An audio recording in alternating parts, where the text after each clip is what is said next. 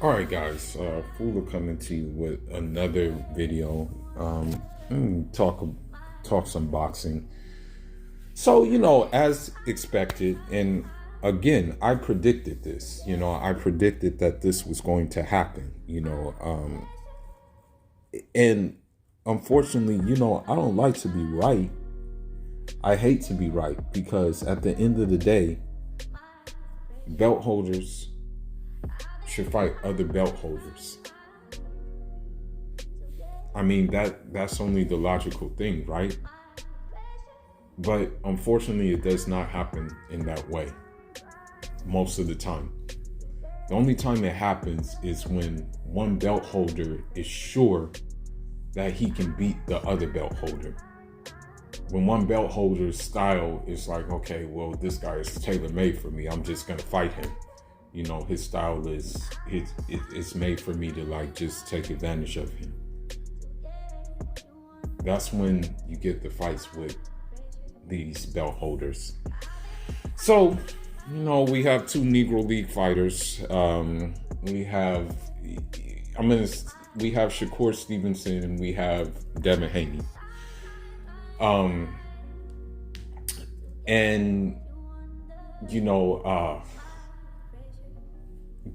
Unfortunately, when you're a Negro League fighter, the media is going to be against you as well. It's not just the racist fans who are going to be against you. It's going to be the media who's going to be against you as well. Again,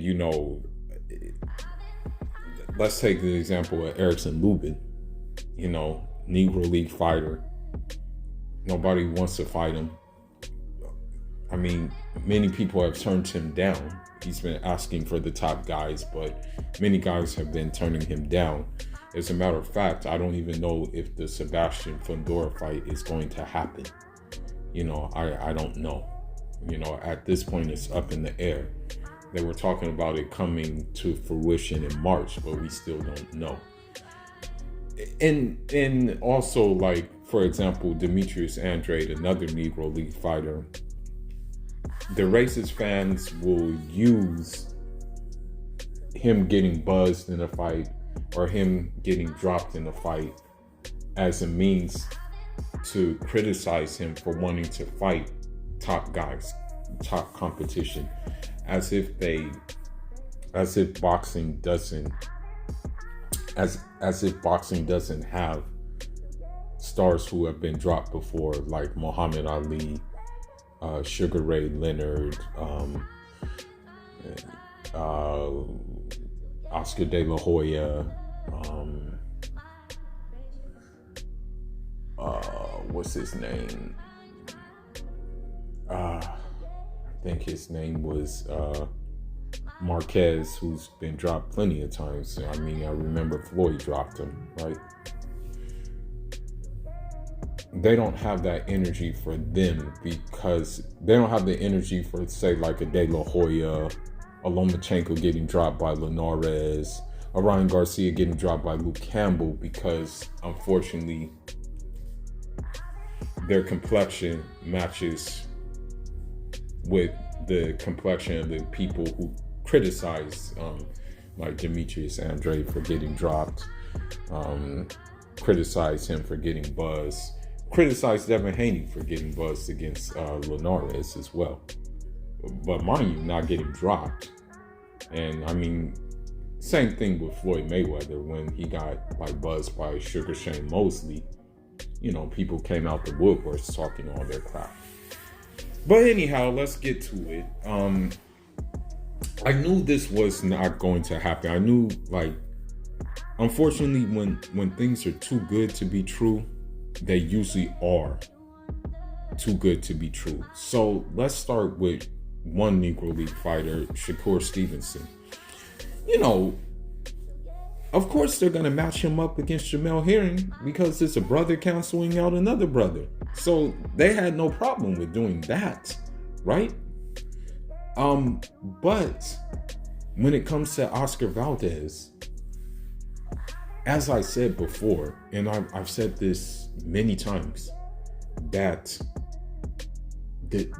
Bob Arum allegedly making the fight with Oscar Valdez and Shakur Stevenson was a response to the Terrence Crawford lawsuit. It wasn't because he wanted to make the fight. It was because it was a response to the pressure he was under to make the fight. Right? So the thing is this about this whole situation is that he was doing it to save face, but what he's doing now and what Team Valdez is doing is they're stringing it along, stringing it along until people forget that what Bob Arum is accused of. That's what they're doing. They're not doing it because they intend to make the fight. They're doing it because to get the heat off of Bob Arum. Because here's the thing, in a recent interview with some boxing publication, I don't know what the boxing publication was, but Shakur Stevenson said that, Oscar Valdez has 1 foot in and 1 foot out, meaning that he has not put pen to paper, meaning that he has not signed a contract. So you have to ask yourself, okay, well, what is he waiting for? Both top-ranked fighters. There should be no problem with a contract being signed. So why does it seem like we're waiting for the contract to be signed? Because at the end of the day, a lot goes into preparing for a fight.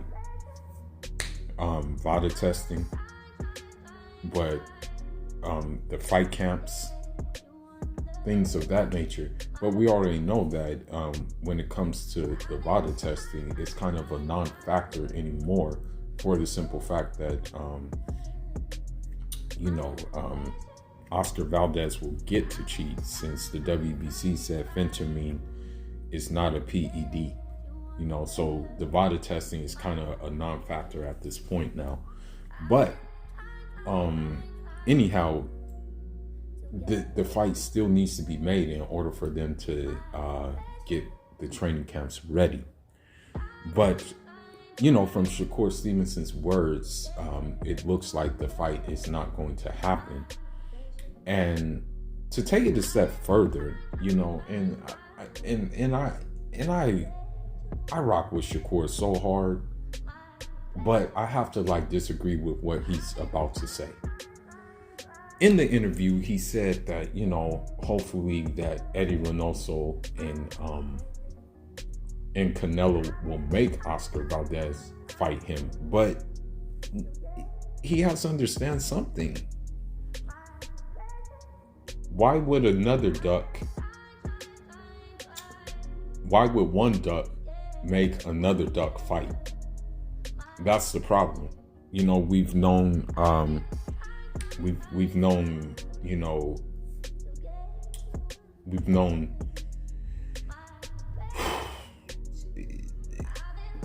Canelo to duck Demetrius Andrade. We've known Canelo to duck Erislandy Lara rematch. We've known Canelo to duck, as much as I dislike him, we've known Canelo to duck his mandatory in Charlo. We've known Canelo to duck, I can't really say it's really a duck at this point, but we can just say it was just an opportunity for him.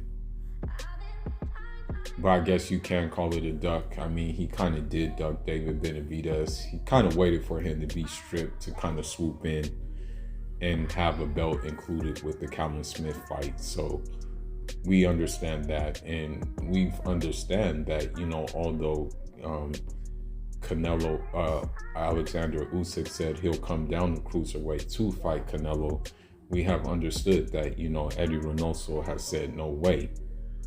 So with this being, with all these factors at hand, why would Eddie Reynoso make Oscar Valdez fight Shakur Stevenson if his cash cow, his prize fighter, has ducked before? We've known Canelo to duck so many times.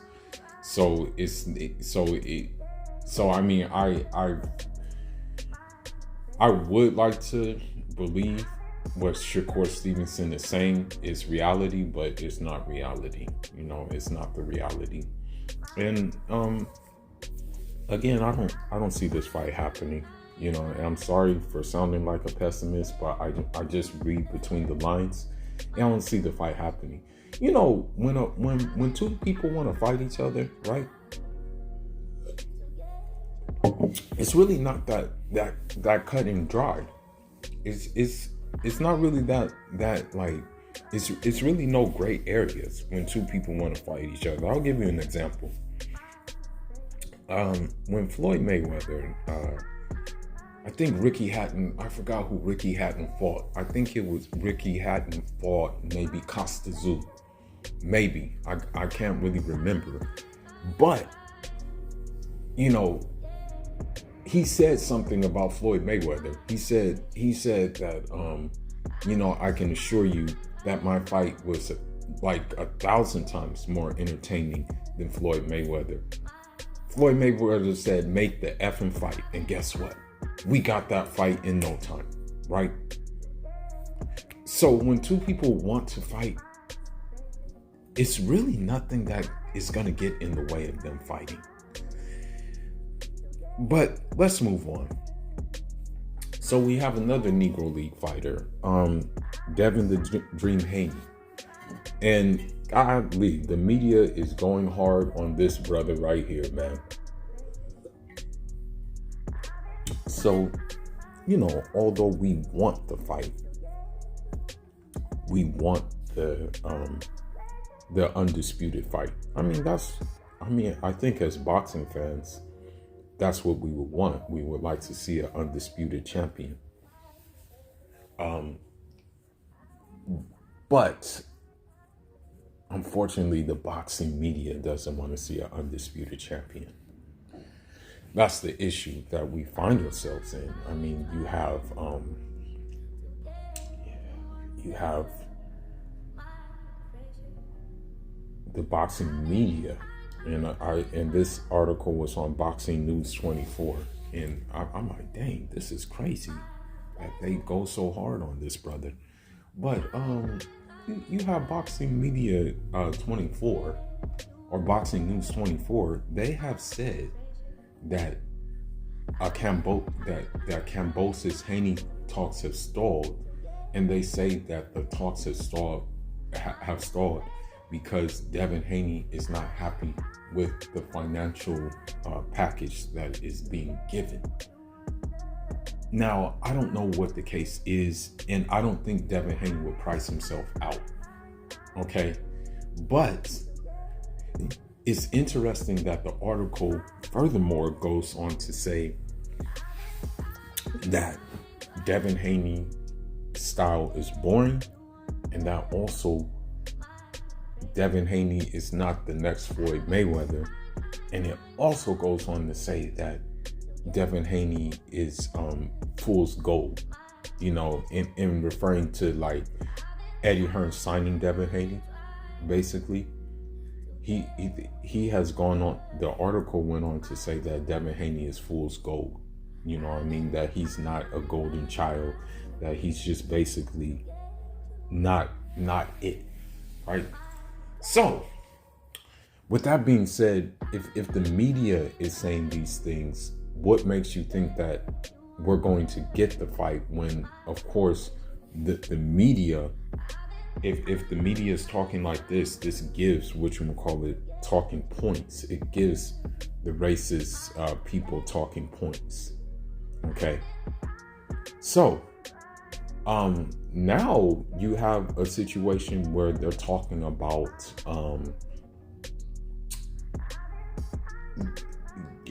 Kambosos negotiating with Lomachenko, Kambosos negotiating with Ryan Garcia. Now here's the thing about that. Now here's what needs to be understood.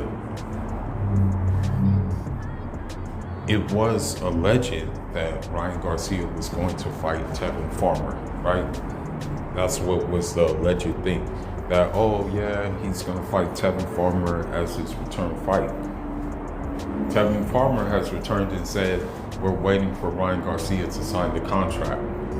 So it's like, that was cap. You know what I mean? So we already know that it's looking like Kambosos is either going to fight Lomachenko or going to fight Ryan Garcia. And unfortunately, the media has said that it would be better for Lomachenko or Kambosos to fight Lomachenko or Kambosos to fight Ryan Garcia because they would be more entertaining styles. It'll be a more stylistically entertaining fight. But my thing is this. Devin Haney is a pure boxer, right? Uses traps, uses movement, but because he's trying to be friendly in this last fight, he's pushed the action forward versus Linares and Jojo Diaz, right? My question to the racist fans is, doesn't Lomachenko have like a boxing style? Isn't his style more boxing than it is like come forward action packed? That's the question I have for them. So, you know, again, we're at the point where they don't want to see these two Black Thanoses get all the Infinity Stones. So my recommendation for Shakur Stevenson and Devin Haney, Shakur, he can move up to 135 and see if he can get any action there. And also, you know, for Devin Haney, he can move up to 140 to see if there's any action for him there. And then on top of that too, it may be good for maybe Shakur Stevenson to hold out on the winner of the Colbert and his next opponent's fight to see if there could be a way at some action for that, for him to fight Chris Colbert. And I'm pretty sure the other side of the street thing can be worked out because of the simple fact that, you know, that may be a fight that you can put on pay-per-view. You know, Shakur Stevenson, Chris Colbert, two contenders, and you may be able to make that like a co-main event and have a bigger main event on that card to make it like even better.